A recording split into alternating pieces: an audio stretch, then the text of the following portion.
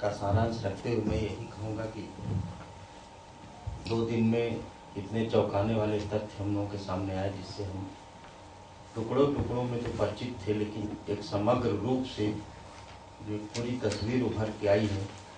ऐसा अनुभव शायद हम लोगों को हमारे बीच में उपस्थित कई लोगों को पहली बार हुआ होगा। और यही चिंता जो है हमको चुनौती की तरफ ले जाती है कि इसका मुकाबला कैसे किया जाए।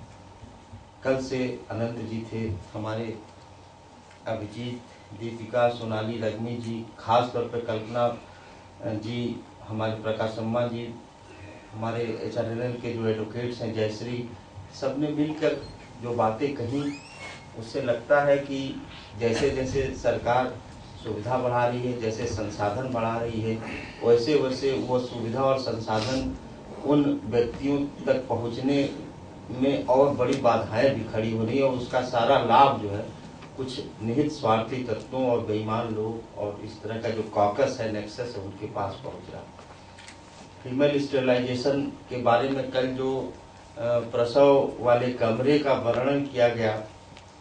उससे नारकी स्थिति, उससे गंदे, उससे बुरे, उससे ज़्यादा उपेक्षित जगह की कल्पना तो कहीं किसी कूड़े के ढेर के बारे में भी हम नहीं सोच सकते, जहाँ पर एक नया जीवन जन्म लेता है, उसके बारे में इतनी भारी उपेक्षा है। अभी जो सुबह एक बात आ रही थी कि चैनल जिस तरह से PIL की होड़ करता है उस तरह से हम नहीं सोचते हैं। दोस्तों, ये होड़ नहीं है, PIL का होड़ इस तरह का नहीं है कि आप समाज में जो काम करते हैं उस होड़ में हम PIL के जरिए आपसे आगे निकल जाएं, या हम जो PIL में काम करते हैं उसमें सामाजिक काम में आप हमसे आगे निकल जाएं।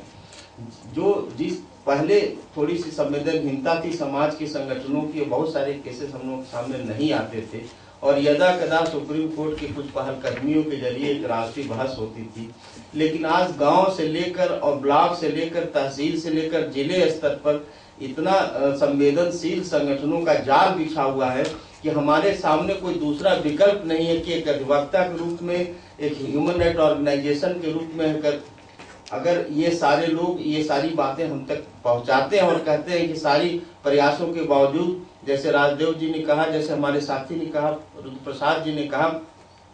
कि सबके दरवाजे पर दस्तक दिया, सारे लोगों के यहाँ से वापस लौट आए। अब एक न्यायपालिका का है, उसको भी जरा सा देख लिया जाए कि वहां से कोई हमको सार्थक उत्तर मिलता है कि नहीं। तो हमारे पास भी एक चुनौती है कि हम उसको स्वीकार करें या उसको वापस कर दें कि नहीं, आप फिर जाइए, आप लड़ते रहिए और फिर आगे कभी जनहित याचिका का मसला आएगा तो उसके बारे में सोचा जाएगा। लेकिन कल और आज की बात से लगा कि जनहित याचिका के बारे में भी एक ठोस कार्यक्रम आनंद जी ने कल जो चीजें रखी हैं कि पब्लिक इंटरेस्ट लिटिगेशन की सीमाएं क्या है, सामर्थ्य क्या है, तो हमको एक ठोस कार्यक्रम लेकर यहाँ से निकलना चाहिए कि ऐसा भी न लगे कि जनहित याचिका फैशनेबल है और ऐसा भी न लगे कि जो कोर्ट के बाहर इतने सवाल उठ रहे हैं उसका कोई भी रिस्पांस हम कोर्ट से न ले पाए। जो भी जितनी भी अभी सुबह जो जिस केस के बारे में हम लोग जिक्र कर रहे थे, बिहार से उठ के जो सुप्रीम कोर्ट में आया, ये सब इस तरह के इंडिकेटर्स हैं कि इसके जरिए हम पूरे देश में चल रही स्वास्थ्य सेवाओं की, खासतौर पर महिला स्वास्थ्य के सवाल पर, सेक्सुअल जो हेल्थ राइट्स के सवाल पर, स्टेरिलाइजेशन के सवाल पर, और स्टेरिलाइजेशन जो हमारे राजस्थान के साथी ने बताया कि अब दिसंबर का महीना आ गया, अगले 3 महीने यह होड़ रहेगी कि नसबंदी शिविरों का आयोजन और गैस जलाकर और मोमबत्ती जलाकर और लालटेन जलाकर और टार्च जलाकर, तो आने वाले जो महीने हैं वो हम लोग जो कि पिछड़े राज्यों में हो भारतवर्ष के, चाहे राजस्थान से झारखंड तक हो, चाहे छत्तीसगढ़ से उत्तर प्रदेश का हो, चाहे उत्तराखंड से बिहार तक का हो, उनके लिए हम लोगों को बहुत एक जरूरी काम है कि ह्यूमन राइट्स लॉ नेटवर्क या इस तरह के कोई भी और मानवाधिकार संगठन है